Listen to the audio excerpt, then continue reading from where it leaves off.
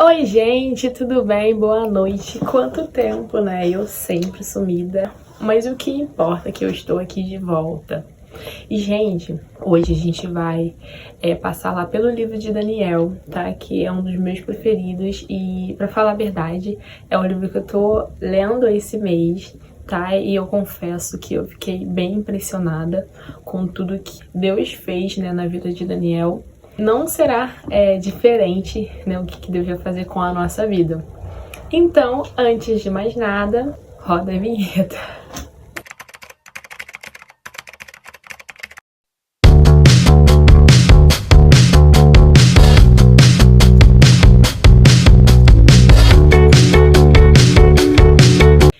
Então, galerinha, como vocês sabem, eu sempre começo o vídeo fazendo uma oração, porque devocional é a palavra do Senhor, então a gente tem que convidar o Espírito Santo para fazer parte dessa noite, desse momento maravilhoso com Ele.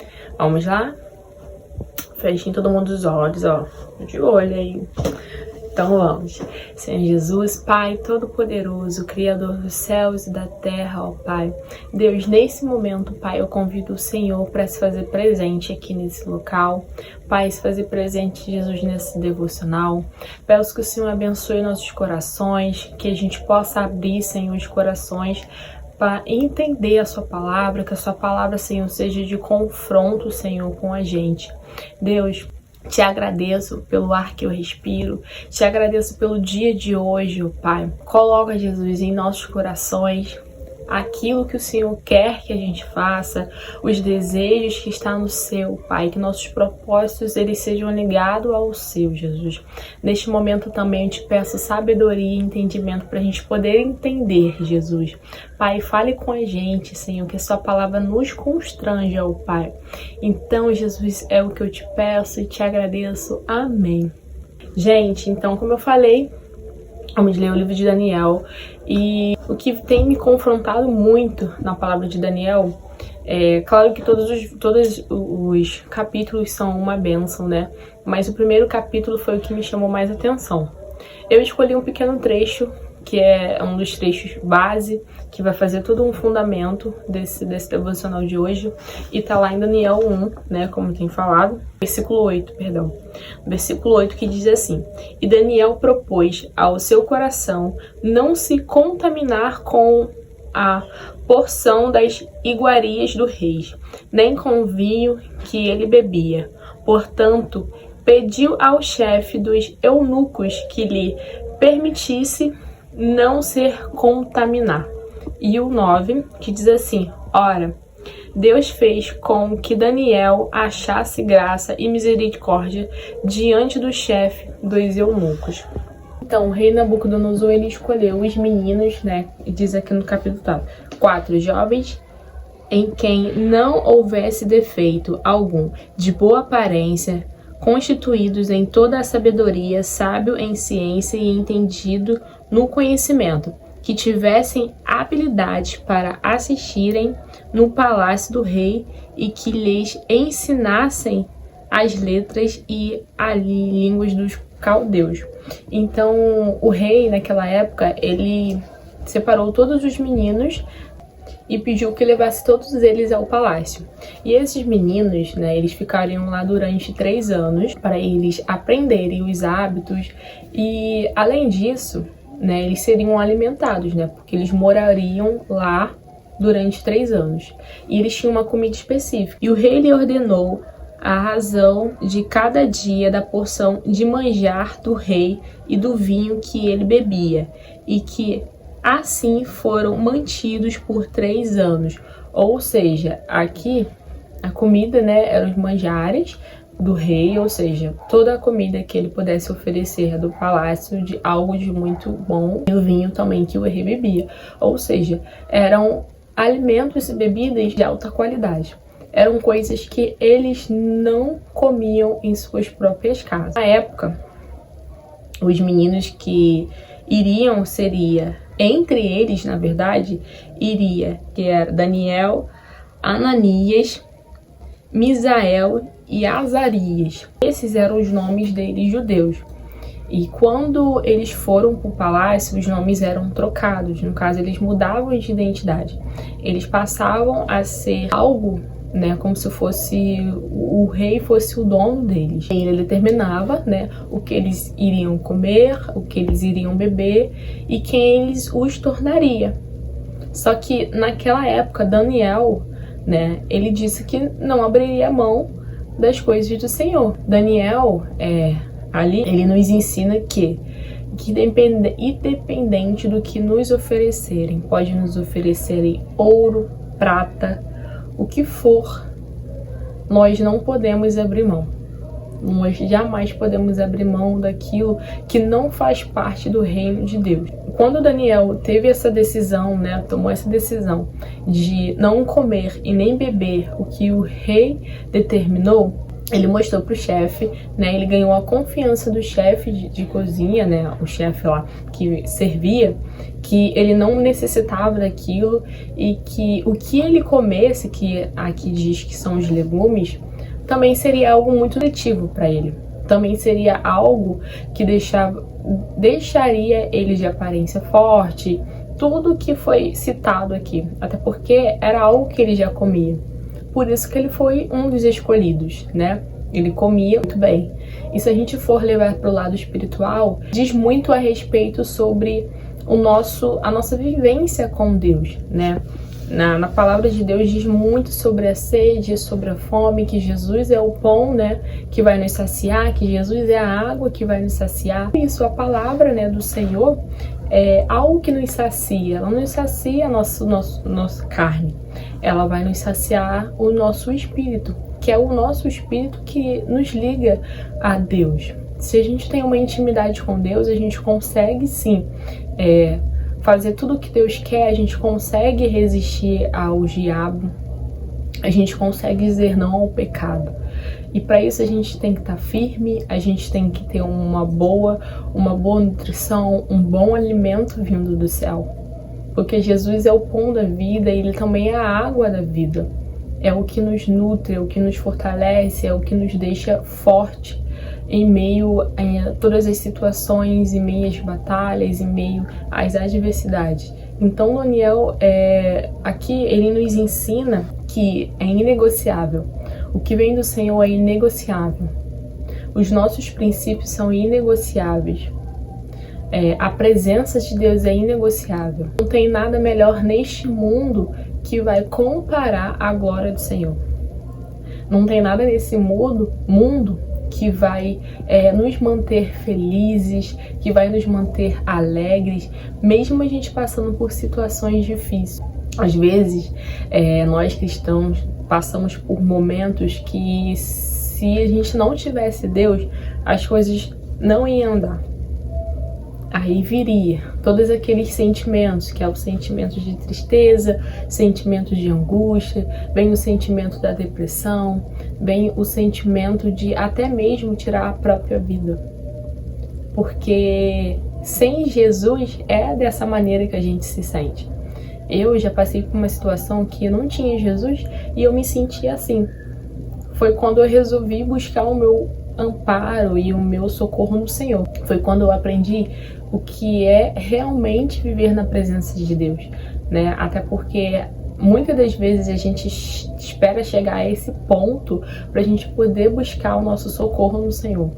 Enquanto a gente está sorrindo, enquanto a gente tem dinheiro, a gente tem emprego, tem uma boa casa, tem um bom relacionamento de amigos, tem um bom casamento ou um bom relacionamento, a gente não busca, a gente não quer, sabe, que Jesus faça parte. Aí o que acontece? As coisas vão indo embora, porque o inimigo ele é assim, ele dá e depois ele tira tudo de uma vez. E a gente fica sem nada e aonde que a gente vai buscar um amparo? Em Jesus. Então a gente não pode jamais deixar chegar nessa situação para a gente poder buscar os caminhos do Senhor, né? Pode até fugir um pouquinho do contexto, mas acabei de lembrar aqui do filho pródigo, né? O filho pródigo, ele sai da sua casa, ele pede sua herança, vai embora, curte, gasta tudo, depois ele se vê na miséria. E ele se lembra que os criados do seu pai têm uma boa refeição, come muito melhor do que a situação que ele estava passando. E ele resolve voltar para os braços do pai. E o que o pai dele fez? O pai dele abraçou ele, pôs uma nova veste, colocou uma aliança, colocou uma sandália nele nova e recebeu ele com festa, com alegria.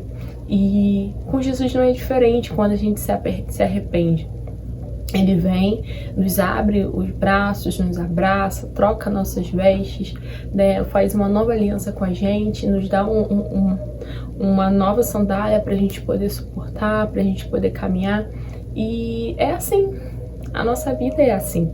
E Daniel aqui, ele nos deixa, né, isso para nossa reflexão, de que nada é inegociável. Aqui era uma mera comida, mas existem coisas muito mais importantes, né, do que uma simples comida, que era um legume aqui na época. Que essa palavra possa ficar no nosso coração, que a gente possa entender todos os dias que as coisas de Deus não são inegociáveis. Na verdade, elas são inegociáveis, as coisas de Deus. Nós não devemos negociar nada. Por conta de 5 minutos de prazer, por conta de 1 hora de diversão, isso tudo acaba, isso tudo é passageiro, mas e a eternidade? A eternidade é para sempre. E você vai abrir mão da Nova Jerusalém, da casa maravilhosa que Deus fez pra gente no céu, tá lá só nos esperando. Não digo só de quando Jesus voltar, porque Jesus pode, pra gente, ele pode voltar a qualquer momento. Só basta a nossa alma sair do corpo pra dizer que Jesus voltou pra gente.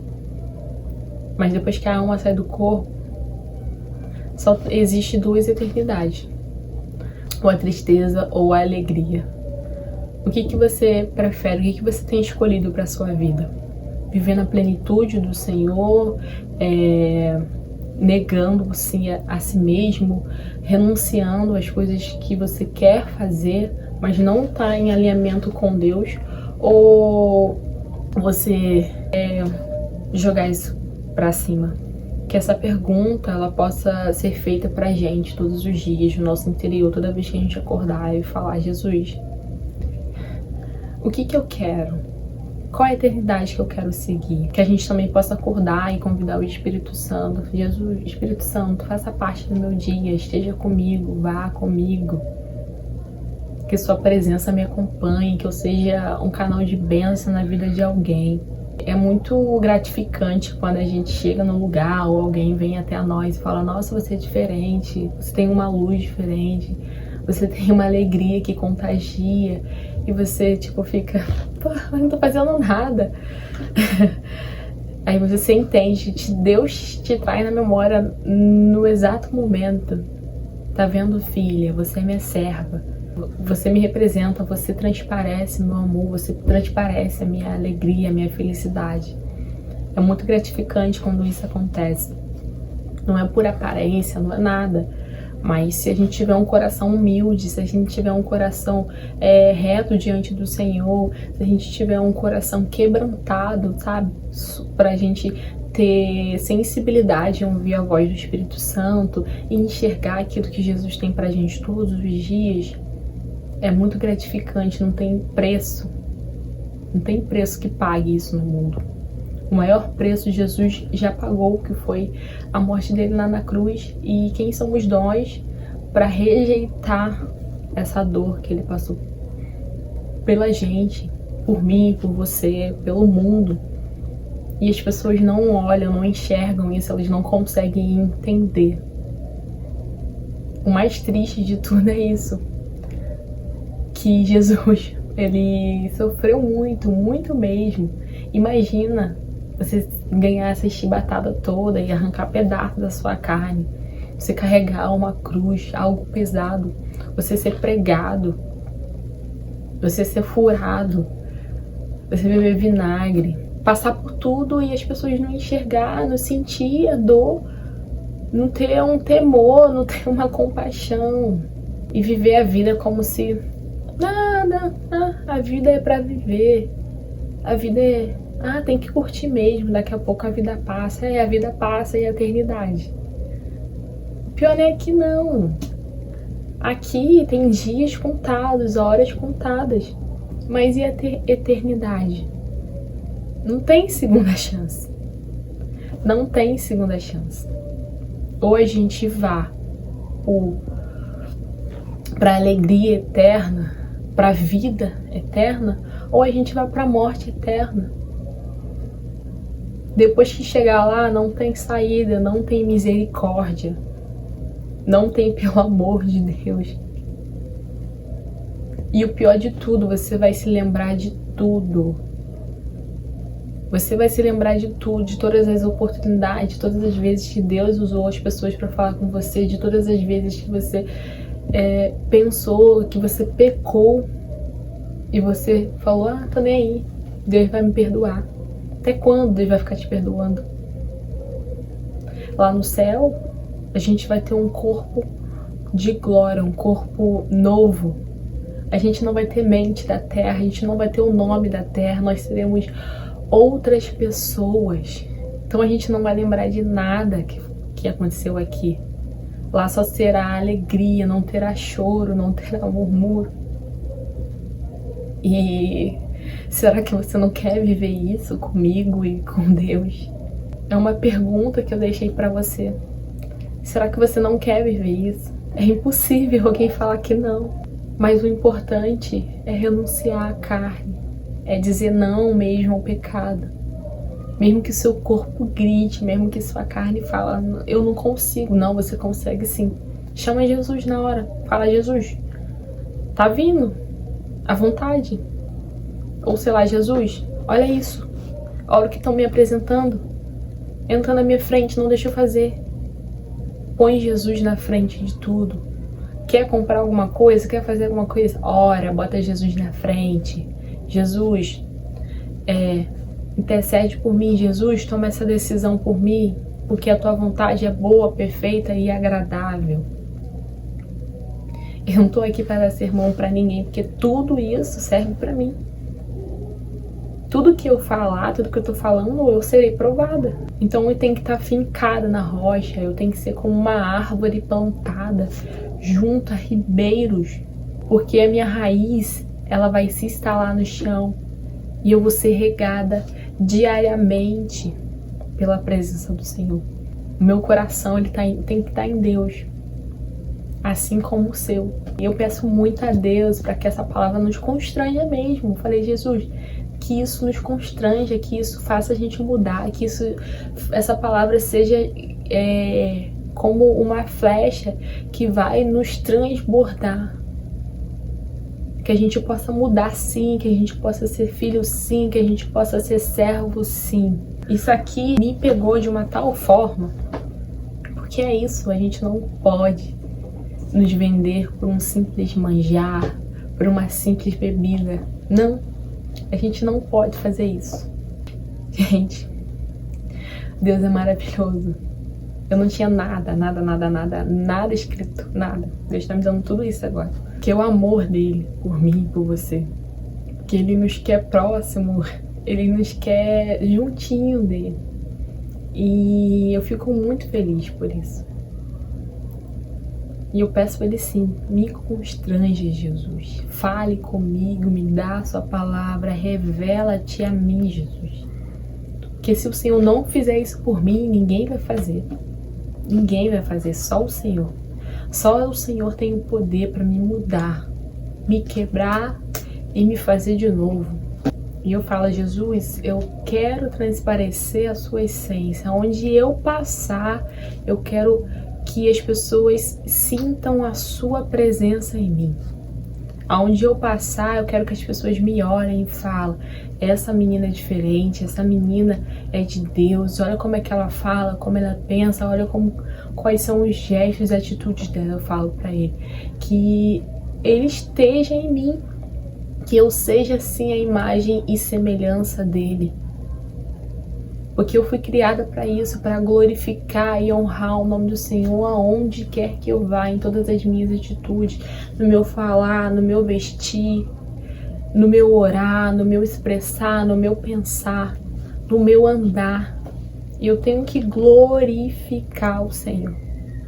E eu desejo isso para vocês. Eu profetizo na vida de vocês que vocês sejam imagem e semelhança do Senhor. Que vocês possam sentir o tempo todo a presença de Deus na vida de vocês. Eu não sou perfeita e nunca vou ser perfeita. Apenas Deus é perfeito e Ele é bom. E Ele está disposto a nos salvar. Ele está disposto a nos abençoar aqui na terra.